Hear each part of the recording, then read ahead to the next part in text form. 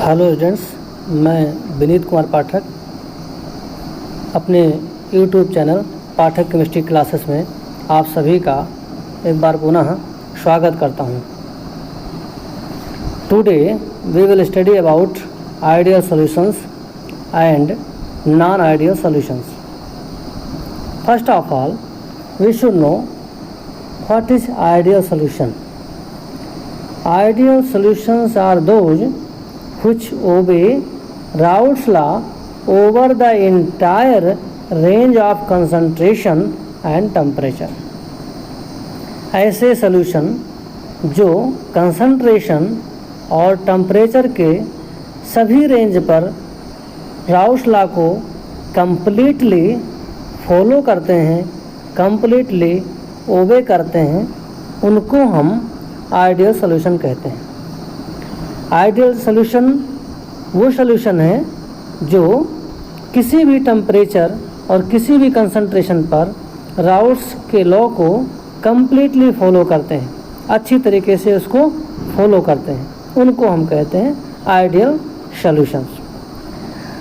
अब Raoult's law के बारे में आपको बता दें। राउल्ट्स लॉ कहता है vapour pressure of component A directly proportional to mole fraction of component A at a given temperature and concentration। किसी भी फिक्स टेम्परेचर पर, किसी भी फिक्स्ड कंसंट्रेशन पर, किसी भी वोलाटाइल कंपोनेंट का वेपर प्रेशर उसके मोल फ्रैक्शन के डायरेक्टली प्रोपोर्शनल होता है। अब अगर हम इसी को प्रोपोर्शनलिटी हटा देते हैं तो आपको एक कांस्टेंट मिलेगा। उस कांस्टेंट को कहेंगे हम P0A XA। Here P0A is the vapour pressure of pure component A। So vapour pressure is directly proportional to mole fraction at a given temperature and concentration. This is Raoult's law. According to Raoult's law, and if solution is any ideal solution, then if we mix both component of ideal solution, then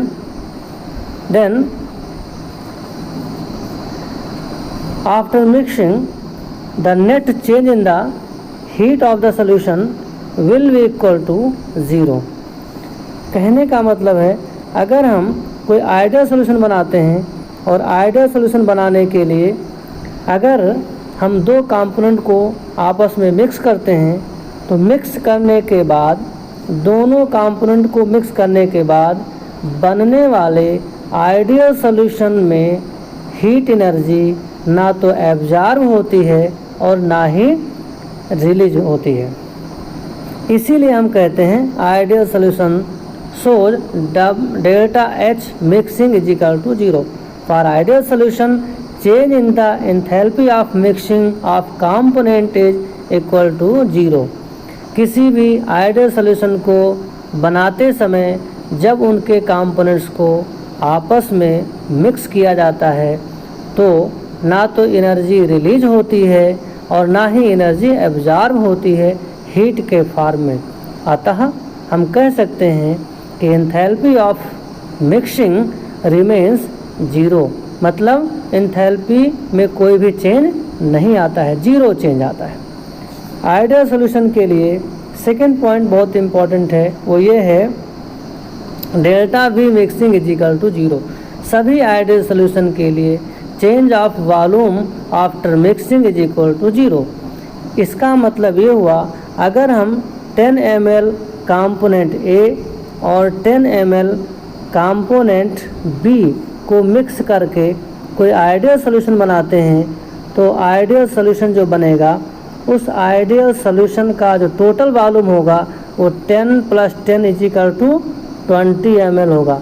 ना तो 20 ml से 1 भी ml ज़्यादा होगा और ना ही 20 ml से 1 भी ml कम होगा। इसका मतलब हो गया, किसी भी आइडियल सॉल्यूशन को बनाते समय जब हम उनके कंपोनेंट्स को आपस में मिक्स करते हैं तो बनने वाले आइडियल सॉल्यूशन का टोटल वॉल्यूम मिक्स होने वाले कंपोनेंट्स के वॉल्यूम का एग्जैक्टली सम होता है, ना तो ज़्यादा और ना ही कम। इसीलिए हम कहते हैं for ideal solution delta V mixing is equal to 0। तो 3 पॉइंट आइडियल सॉल्यूशन के लिए बहुत इंपॉर्टेंट है। पहला पॉइंट है, फर्स्ट पॉइंट है, ideal solutions are those which obey Raoult's law over the entire range of concentration and temperature. This is first point. Second point, for ideal solution delta H mixing is equal to 0 means if we mix the component of ideal solution then heat energy neither will absorb nor will release. And third point is delta V mixing for ideal solution is equal to 0. This is because that if we mix the calculated volume of components of an ideal solution to form ideal solution, then the total volume of resulting ideal solution will be exactly equal to the sum of the volumes of both components mixing for making the ideal solution. Now examples for ideal solution: benzene and toluene solution, normal hexane and normal heptane solution, chlorovenzene and bromobenzene solutions. These are the solutions which are said to be ideal solutions because these solutions obey Raoult's law over the entire range of their concentration and temperature. Now graphically we can also show this type of solutions. Rouse law कहता है कि अगर हम कोई volatile component लेते हैं तो volatile component का वेपर प्रेशर उसके मोल फ्रैक्शन के डायरेक्टली प्रोपोर्शनल होता है। अब हम बात करते हैं कंपोनेंट ए। कोई आइडियल सॉल्यूशन है जिसमें दो कंपोनेंट हैं A and B. Component A, suppose that component A का मोल फ्रैक्शन है XA। आपको पहले भी बताए थे कि किसी भी प्योर सॉल्वेंट का, किसी भी प्योर सॉल्यूट का और किसी भी प्योर सॉल्यूशन का टोटल मोल फ्रैक्शन यूनिटी होता है। यूनिटी का मतलब 1 होता है। तो अगर हम कोई प्योर कंपोनेंट ए लेते हैं तो उसका मैक्सिमम जो मोल फ्रैक्शन होगा वो कितना होगा? 1 होगा। ऐसे ही प्योर कंपोनेंट बी का जो टोटल नेट मोल फ्रैक्शन होगा वो कितना होगा? 1 होगा। अब आप इस डायग्राम को देखेंगे। डायग्राम में दो कंपोनेंट हैं ए एंड बी। अब जो कंपोनेंट एक्सेस अमाउंट में होता है उससे हम सॉल्वेंट कहते हैं। इसका मतलब इस डायग्राम में बी हमारा सॉल्वेंट है क्योंकि इसका अमाउंट ज़्यादा है, और कंपोनेंट ए स्मॉल अमाउंट में होता है, और जो स्मॉल अमाउंट में कंपोनेंट होता है किसी सॉल्यूशन में उसे हम सॉल्यूट कहते हैं। तो इस डायग्राम में कंपोनेंट बी सॉल्यूट है और कंपोनेंट ए सॉल्वेंट है। अब हम यहाँ लिख सकते हैं बी है इस साइड में, इधर में ए है। अब देखिए, जब हम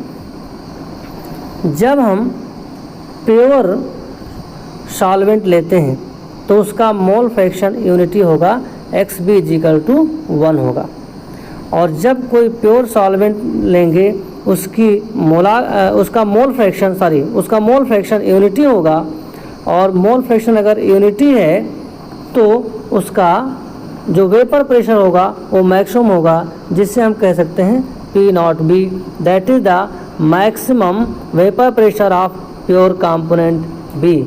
और प्योर कंपोनेंट के वेपर प्रेशर को हम नोट करके लिखते हैं, तो P0B का मतलब है vapour pressure of pure component B. ऐसे ही हम कंपोनेंट ए के बारे में कह सकते हैं। अगर हम प्योर कंपोनेंट ए लेते हैं तो उसका मोल फ्रैक्शन होगा 1, दैट इज यूनिटी, और उसके वेपर प्रेशर को हम प्रेजेंट करेंगे P0A। यहाँ नॉट लगाया गया है, नॉट का मतलब है vapour pressure of pure component.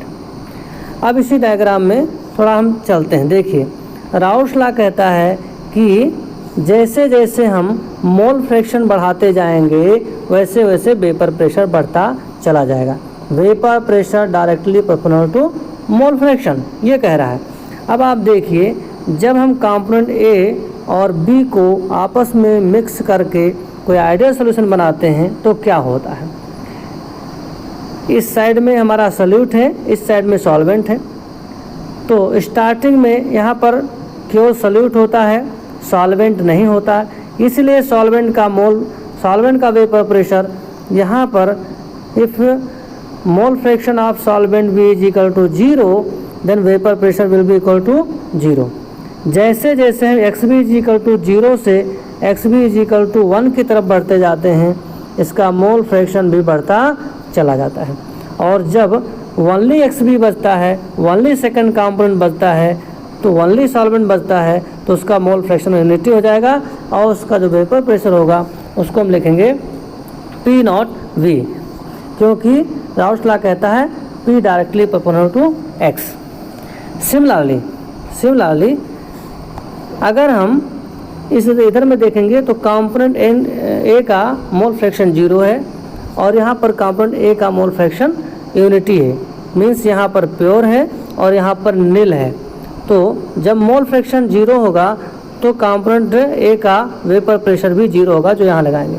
लेकिन जैसे जैसे हम कंपोनेंट ए के मोल फ्रैक्शन को बढ़ाते जाते हैं, एक्स इज इक्वल टू 0 से X is equal to unity की तरफ चलते हैं, तो आप देखेंगे इनका वेपर प्रेशर भी बढ़ता चला जा रहा है और वो भी डायरेक्टली प्रोपोर्शनल है।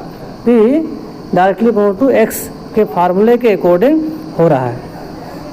जब हम एक्स बी से एक्स बी इक्वल टू 0 से एक्स बी इक्वल टू 1 की तरफ बढ़ते हैं तो मोल कंपोनेंट बी का वेपर प्रेशर बढ़ता जाता है, और जब हम एक्स इक्वल टू 0 से एक्स इक्वल टू 1 की तरफ बढ़ते हैं तो कंपोनेंट ए का वेपर प्रेशर बढ़ता चला जाता है और ये स्ट्रेट लाइन बनती है। इसका मतलब हो गया डायरेक्टली प्रोपोर्शनल है mole fraction and vapour pressure. अब हम बात करते हैं कि इसका मतलब हो गया जैसे जैसे आप सॉल्यूट को सॉल्वेंट में मिक्स करेंगे, सॉल्वेंट को सॉल्यूट में मिक्स करेंगे, तो उनके मोल फ्रैक्शंस धीरे धीरे डिक्रीज होते चले जाते हैं। और इस प्रकार से जब सॉल्वेंट को सॉल्यूट में मिक्स करते हैं तो वेपर प्रेशर ऐसे आता है, सॉल्यूट को सॉल्वेंट में मिक्स करते हैं तो उसका वेपर प्रेशर ऐसे आता है। हम दोनों तरीके से अगर देखें तो आपको जो कर्व मिलता है वो स्ट्रेट मिलता है, स्ट्रेट लाइन मिलती है। ये स्ट्रेट लाइन बताती है कि मोल फ्रैक्शन और वेपर प्रेशर में डायरेक्टली प्रोपोर्शन का रिलेशन है। These curves shows that there is a direct relation between the mole fraction of component A and vapor pressure of component A. Clear? ऐसे ही second case में component B के case में भी यही है। अब हम बात करेंगे सॉल्यूशन का टोटल वेपर प्रेशर। सॉल्यूशन का टोटल वेपर प्रेशर होगा vapour pressure of component A plus vapour pressure of component B। Vapour pressure of component B को हम पी लिखेंगे, vapour pressure of component A को हम पी लिखेंगे और इन दोनों को टोटल कर देंगे तो टोटल वेपर प्रेशर जो होगा P A plus P B इस प्रकार से मिलेगा। तो क्योंकि इनका वेरिएशन स्ट्रेट हो रहा है इसीलिए जो हमको टोटल वेपर प्रेशर मिलेगा उसका कर्व भी क्या होगा, स्ट्रेट होगा। यहाँ है पी टोटल, इसको लिख सकते हैं P total is equal to P A plus P B. So यहाँ पर आप देखेंगे कि मोल फ्रैक्शन और वेपर प्रेशर का डायरेक्टली रिलेशन है, और जब हम मोल फ्रैक्शन और वेपर प्रेशर के बीच में कोई कर्व प्लॉट करते हैं तो वो कर्व में मिलने वाली सभी लाइनें क्या होती हैं, स्ट्रेट होती हैं। और ये स्ट्रेट लाइनें बताती हैं कि वेपर प्रेशर और मोल फ्रैक्शन दोनों डायरेक्टली प्रोपोर्शनल हैं। जब mole fraction X equal to unity था तो वेपर प्रेशर मैक्सिमम था, और जैसे ही एक्स इक्वल टू यूनिटी से घट करके एक्स इक्वल टू 0 होता है वेपर प्रेशर भी घट करके 0 हो जाता है। अब इसी का उल्टा भी देख सकते हैं, x इज इक्वल टू 0 से x इज इक्वल टू 1 की तरफ बढ़ेंगे तो वेपर प्रेशर भी 0 से P नॉट ए की तरफ बढ़ता चला जाएगा।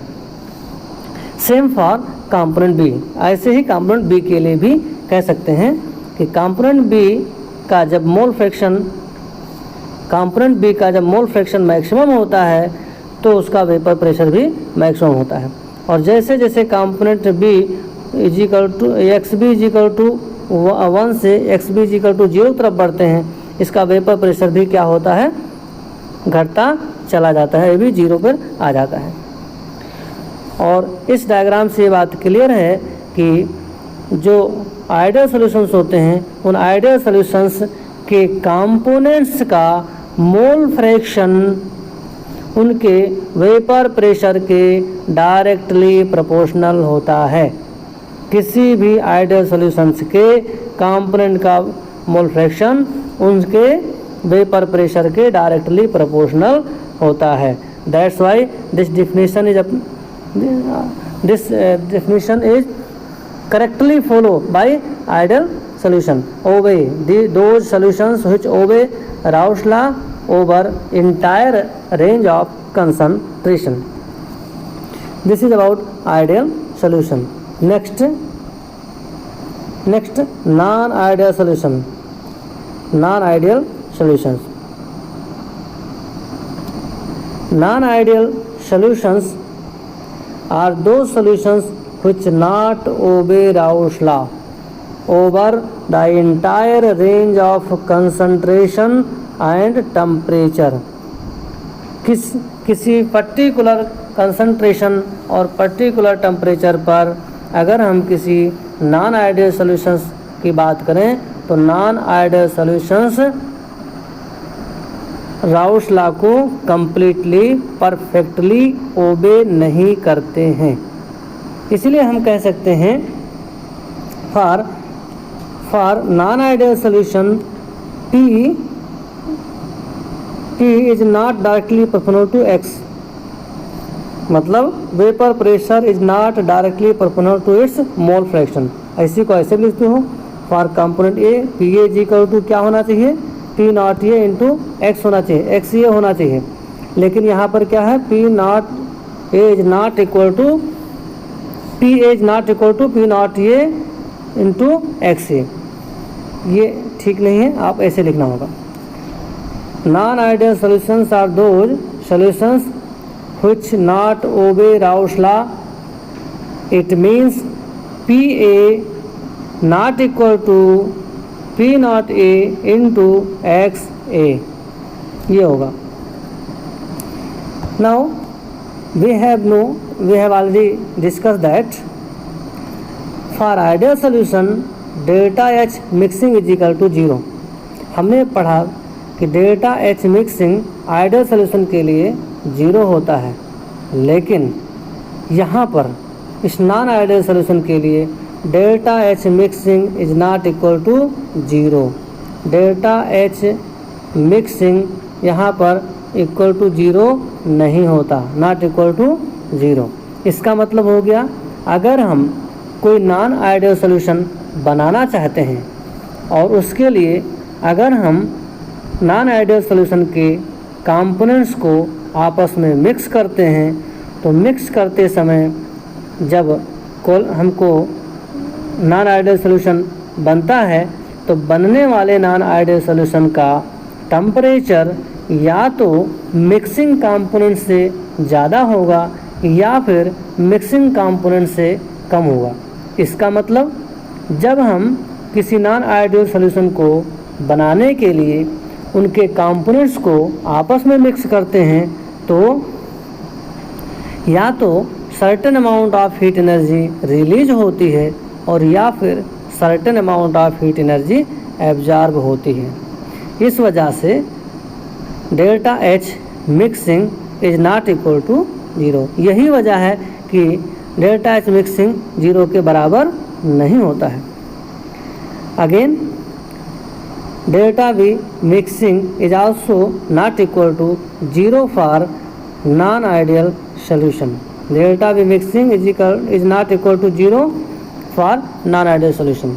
इसका मतलब हुआ अगर हम कोई नॉन आइडियल सॉल्यूशन बनाना चाहते हैं और इसके लिए हम नॉन आइडियल सॉल्यूशन को जब आपस में मिक्स करते हैं तो मिक्स करने के बाद जो नॉन आइडियल सॉल्यूशन मिलता है उस नॉन आइडियल सॉल्यूशन का वॉल्यूम या तो मिक्स होने वाले कंपोनेंट्स के वॉल्यूम के सम से या तो ज़्यादा होता है और या फिर कम होता है। It means if we mix calculated volume of components of non-ideal solution to make non-ideal solution, then resulting non-ideal solution will have either lesser volume or more volume than the net total volume of the mixing components of non-ideal solution. Therefore, delta V mixing is equal to delta V mixing is not equal to 0. अब example की बात करते हैं। Non ideal solutions के example हैं benzene and toluene, normal hexane and normal heptane, chlorobenzene and bromobenzene. तो non ideal solution में भी 3 पॉइंट इंपॉर्टेंट है। फर्स्ट पॉइंट है इसका, दो solutions which not obey Raoult's law over the entire range of concentration and temperature, they are known as non ideal solution. For non ideal solution PA is not equal to P naught A into XA. Next, point number 2, delta H mixing is also not equal to 0. For non-ideal solution, delta H mixing not equal to 0. It means if we mix components of non-ideal solution to make a non-ideal solution, then either certain amount of heat energy absorbed or certain amount of heat energy released. That's why resulting non-ideal solution will have either low temperature or more temperature than the mixing components. And third point, delta V mixing is also not equal to 0. Delta V mixing is also not equal to 0. It means if we mix calculated volume of components of non-ideal solution to make non-ideal solution, then the total volume of the resulting non-ideal solution will be either less or more than the sum of the total volume of mixing components. And finally, the examples of non-ideal solution: benzene plus toluene, hexane, normal hexane plus normal heptane, chlorobenzene and bromobenzene. Again, types of non-ideal solution. Non-ideal solutions are of two types. Some non-ideal solutions shows positive deviation from Raoult's law and some shows negative deviation from Raoult's law. Now question arises, what is positive deviation and what is negative deviation? So first of all, we will discuss here positive deviation. Positive deviation. What is positive deviation? Positive deviation showing non-ideal solutions are those solutions which shows vapor pressure more than the predicted by Raoult's law.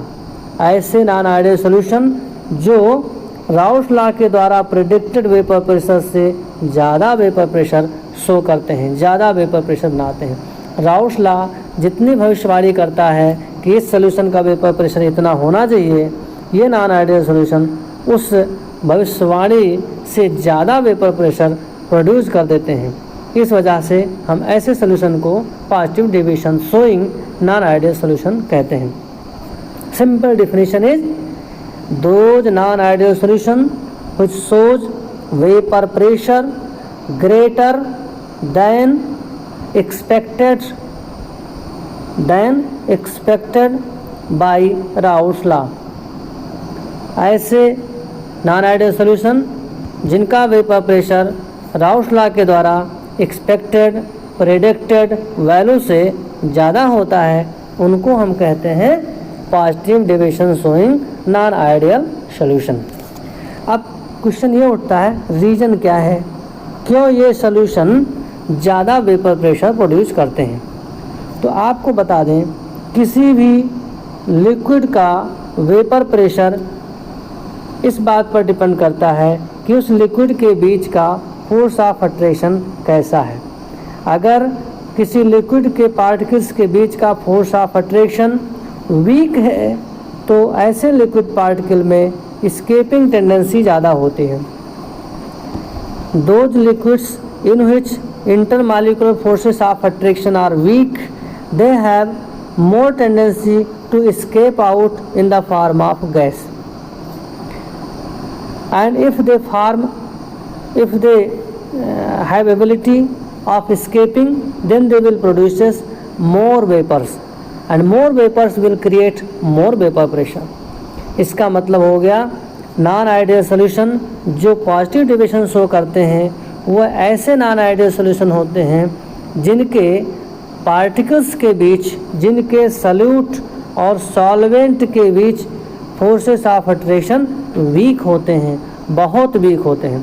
तो जब solute, suppose that solute is A, solvent is B, और कोई non ideal solution A and B के mix होने से बना रहे हैं, तो रिजल्टिंग सोल्यूशन में जो नॉन आइडियल सोल्यूशन बनेगा उसमें सल्यूट सॉल्वेंट इंटरेक्शन अगर वीक है तो ये सल्यूट और सॉल्वेंट बड़ी आसानी से सल्यूट की सरफेस से एस्केप आउट हो जाएंगे, बाहर निकल जाएंगे in the form of vapour, और इस वजह से वो ज़्यादा से ज़्यादा वेपर क्रिएट करेंगे, और जब ज़्यादा वेपर क्रिएट करेंगे तो वेपर प्रेशर भी ज़्यादा होगा। तो यहाँ पर सीधा रीज़न है कि in positive deviation showing non ideal solution solute solvent interaction is very weak. Due to weak solute solvent interaction, due to very weak AB interactions, AB, A means one component, B means another component. If A and B both are mixing, if two components are mixing to form non-ideal solution, and when they get mixed, then a new interaction between solute and solvent, between A and B will develop, and if this new interaction is very weak, then their particles will have more escaping tendency, and then they will produce more vapor, and because of that they will create more vapor pressure. So non-ideal solutions way solution होते हैं जिनके solute और solvent के बीच force of attraction weak होता है, कमज़ोर होता है, और इसी वीक फोर्स ऑफ अट्रैक्शन की वजह से उनके पार्टिकल्स में एस्केपिंग टेंडेंसी बढ़ जाती है, एस्केपिंग टेंडेंसी बढ़ जाती है, और इस एस्केपिंग टेंडेंसी की वजह से वो ज़्यादा से ज़्यादा वेपर्स प्रोड्यूस करते हैं और उनका वेपर प्रेशर ज़्यादा होता है। सो रीज़न तो इसका ये है। अब हम बात करते हैं डायग्राम दे करके, एक ग्राफ क्रिएट करते हैं हम लोग, बिल्कुल ऐसे नॉन आइडियल सोल्यूशन के जो पॉजिटिव डेविएशन शो करते हैं। राउल्स लॉ कहता है कि mole fraction directly proportional to vapour pressure, ये कहता है mole fraction directly proportional to vapour pressure. X B का अमाउंट बढ़ता जाएगा, अगर एक्स बी 1 से 0 की तरफ जाएगा तो इसका वेपर प्रेशर भी घटता जाएगा। एक्स ए अगर एक्स बी की वैल्यू अगर 1 से 0 की तरफ जाएगा तो इसका जो वेपर प्रेशर होगा वो घटता जाएगा। ऐसे ही एक्स ए का अमाउंट 1 से अगर 0 की तरफ इधर मूव करता है तो इसमें भी इसका वेपर प्रेशर क्या होगा, घटता चला जाएगा। ये डायरेक्टली प्रोपोर्शनल का रिलेशन होता है। तो आइडियल सॉल्यूशंस के हिसाब से जो कर्व होना चाहिए वो स्ट्रेट होना चाहिए, ऐसे होना चाहिए, लेकिन आप इसमें देख रहे हैं कि बी का कर्व क्या है, ए का कर्व इसके ऊपर से आया है, बी का कर्व भी एक्सपेक्टेड जो लाइन थी राउल्स लॉ की जिसे डॉट से दिखाया गया था उससे ऊपर में है, और जो टोटल वेपर प्रेशर बन रहा है वो भी क्या हो गया, जो एक्सपेक्टेड लाइन थी उससे ऊपर है। तो ये जो डॉट में लाइन दिखी हुई है ये प्रेडिक्टेड बाय राउल्स लॉ, ये होना चाहिए। ये क्या है, ये वो वेपर प्रेशर्स हैं जिसको राउल्स लॉ प्रेडिक्ट करता है, और एक्चुअली जो वेपर प्रेशर है वो ये है, उस प्रेडिक्टेड जो डॉटेड लाइन है उनसे ऊपर इनका वेपर प्रेशर दिखाया जा रहा है। ये बताता है कि ये ऐसे सॉल्यूशन हैं जिनका vapour pressure predicted Rouse law के वेपर प्रेशर से ज़्यादा होता है। अब इसका एक एग्जांपल है एथिल अल्कोहल एंड साइक्लोहेक्सेन। तो एथिल अल्कोहल साइक्लोहेक्सेन यहाँ पर है। तो यहाँ पर आप देखेंगे कि इनके बीच का जो फोर्स ऑफ अट्रैक्शन होगा वो कम होगा, क्योंकि एक पोलर है दूसरा नॉन पोलर है। अब पोलर नॉन पोलर के बीच फोर्स ऑफ अट्रैक्शन कम होगा, वीक होगा, और उस वीक फोर्स ऑफ अट्रैक्शन होने की वजह से इनमें एस्केपिंग टेंडेंसी बढ़ जाएगी और ये ज़्यादा से ज़्यादा वेपर प्रोड्यूस करेंगे और इनका वेपर प्रेशर भी ज़्यादा हो जाएगा। अब कुछ पॉइंट और, for positive deviation showing non ideal solution delta H mixing is positive means endothermic. अगर किसी positive division non ideal solution को हमें बनाना है, positive deviation showing non ideal solution को बनाना है, और उसको बनाने के लिए अगर उनके कंपोनेंट्स को आपस में मिक्स करते हैं तो मिक्स करने के बाद जो नॉन आइडियल सॉल्यूशन बनेगा उस नॉन आइडियल सॉल्यूशन का टेम्परेचर डिक्रीज हो जाता है। क्यों? क्योंकि नॉन आइडियल सॉल्यूशंस जो पॉजिटिव डिविजन शो करते हैं उनके लिए डेल्टा एच मिक्सिंग की वैल्यू पॉजिटिव होती है, मतलब उनके कंपोनेंट्स को मिक्स करने पर हीट एनर्जी एब्जॉर्ब होती है। तो एब्जॉर्ब होती है हीट एनर्जी, इसलिए ये रिएक्शंस इंडोथर्मिक होते हैं। इनके कंपोनेंट्स का मिक्सिंग इंडोथर्मिक होता है, जबकि आइडियल सॉल्यूशन में कोई एनर्जी एब्जॉर्ब और रिलीज नहीं होती थी। सेकंड पॉइंट इसमें है delta V mixing is equal to positive. इसका मतलब हो गया अगर हम positive deviation showing non ideal solution को उनके कंपोनेंट्स को मिक्स करके बनाते हैं तो बनने वाला positive deviation showing non ideal solution का volume sum of the volumes of their components से ज़्यादा होगा।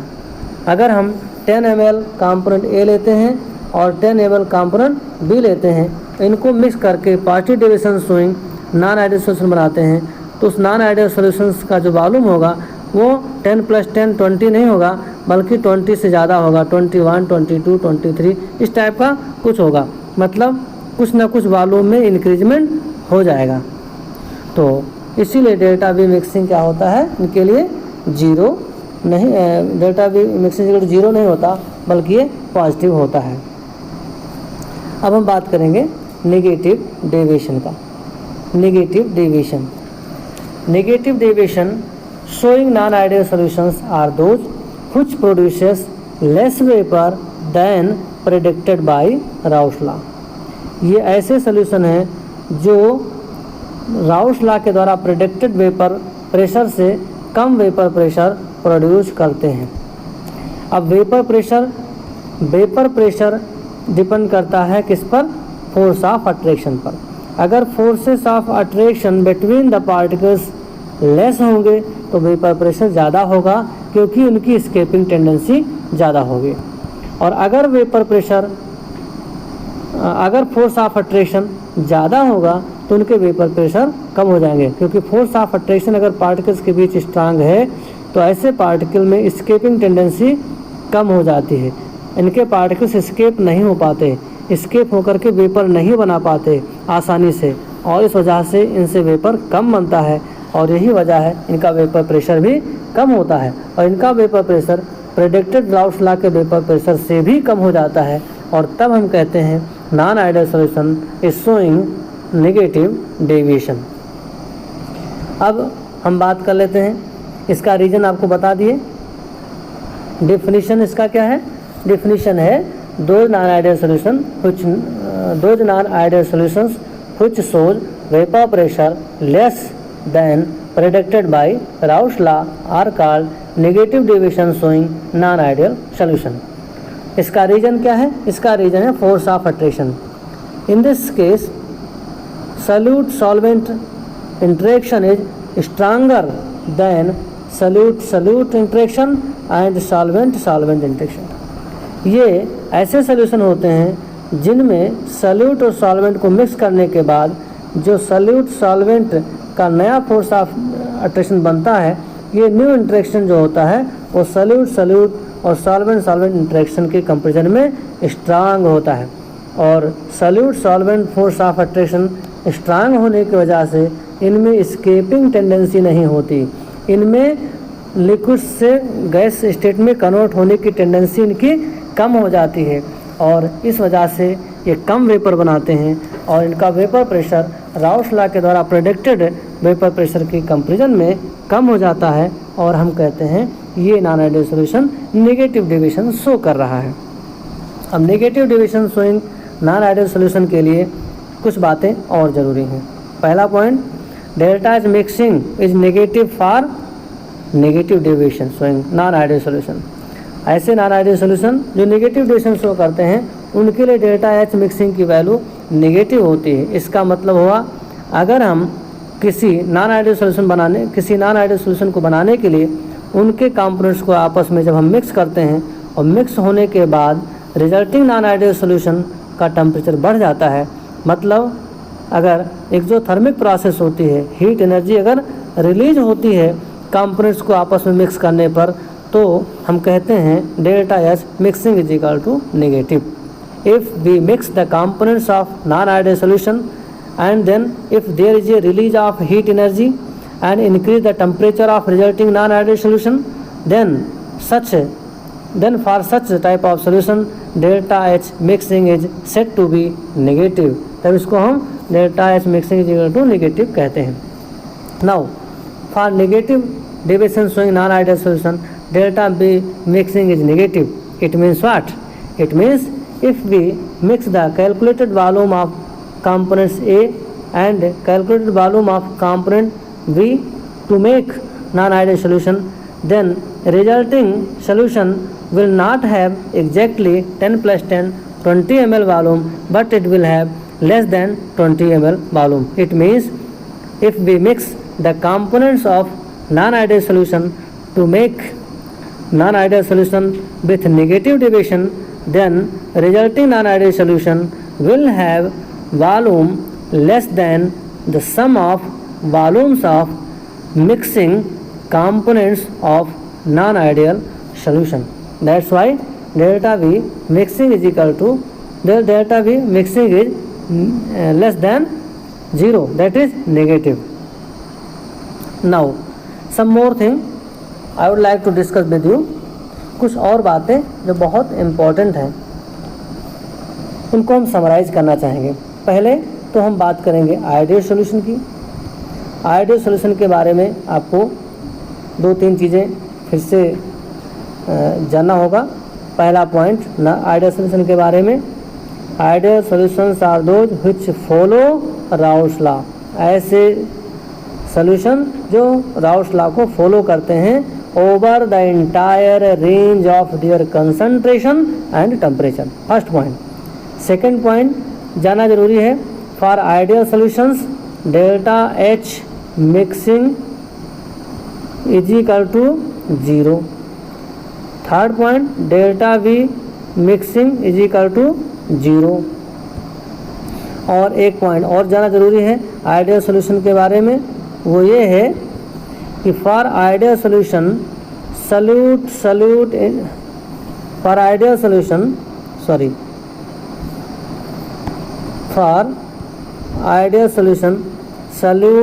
solute interaction is equal to solvent interaction and that is again equal to solute interaction।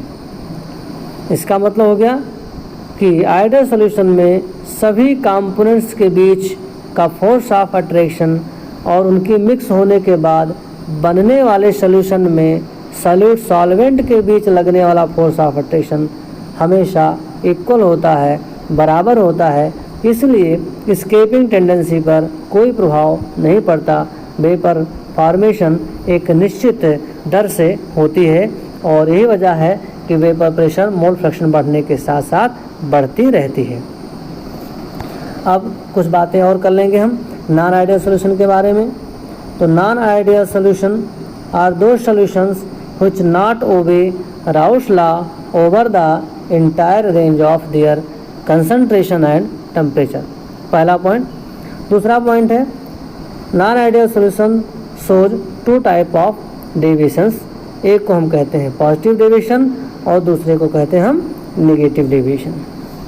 For non ideal solution delta H mixing is not equal to 0 and delta V mixing also not equal to 0। तो non ideal solution के लिए delta H mixing और delta V mixing ये दोनों 0 नहीं होता है। फिर क्या होता है, पॉजिटिव डेविएशन में डेल्टा एच मिक्सिंग की वैल्यू पॉजिटिव होती है और डेल्टा वी मिक्सिंग की वैल्यू पॉजिटिव होती है। तो पॉजिटिव डेविएशन में डेल्टा एच भी पॉजिटिव है और डेल्टा वी मिक्सिंग भी पॉजिटिव है। नेगेटिव डेविएशन की बात अगर हम करते हैं तो नेगेटिव डेविएशन में डेल्टा वी मिक्सिंग नेगेटिव होगा और डेल्टा एच मिक्सिंग ये भी क्या होगा, नेगेटिव होगा। तो ये कॉमन चीज़ें हैं। अब हम बात कर लेते हैं for positive deviation showing solutions solute solvent interaction is weaker, कमज़ोर होता है। सल्यूट सॉल्वेंट के बीच लगने वाला फोर्स ऑफ अट्रैक्शन वीक होता है than solute and solvent interaction. Solute और सॉल्वेंट के बीच लगने वाले फोर्स ऑफ अट्रैक्शन के कंपैरिजन में सॉल्वेंट के बीच लगने वाला फोर्स ऑफ अट्रैक्शन वीक होता है। इस वजह से इनकी स्केपिंग टेंडेंसी बढ़ जाती है। स्केपिंग टेंडेंसी बढ़ने की वजह से अमाउंट ऑफ वेपर बढ़ जाता है और अमाउंट ऑफ वेपर बढ़ने की वजह से इनका vapour pressure predicted by Raoult's law से ज़्यादा हो जाता है। अब बात करेंगे हम नेगेटिव डेविएशन के केस में। नेगेटिव डेविएशन के केस में सल्यूट सॉल्वेंट इंटरेक्शन स्ट्रांग होता है in comparison to solute and solvent interaction. और ये फोर्स ऑफ अट्रैक्शन स्ट्रांग होने की वजह से इनमें स्केपिंग टेंडेंसी कम हो जाती है, इनमें वेपर में कन्वर्ट होने की क्षमता कम हो जाती है। इस वजह से इनका वेपर कम बनता है, इनका वेपर प्रेशर कम होता है और ये नेगेटिव डेविएशन शो करते हैं। तो आज के लिए इतना ही। Thank you very much.